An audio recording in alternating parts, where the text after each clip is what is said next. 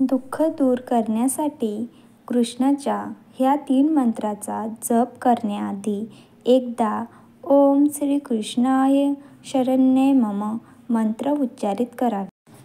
पहिल्या मंत्राचा जप करण्यासाठी पवित्रेची विशेष काळजी द्या. अंघोळ करून पश्चात कुश आसनावर बसून सकाळ आणि संध्याकाळी 108 वेळा ह्या मंत्राचा जप करावा. याने जीवनातील कोणत्याही प्रकारचे संकट येणार नाही.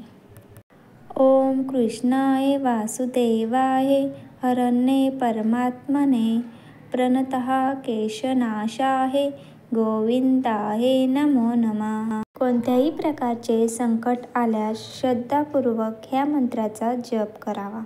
ओम नमो भगवते वासुदेवाय कृष्णाय क्लेशनाशाय गोविंदाय नमो नमः. या मंत्राचा जप सतत करावा.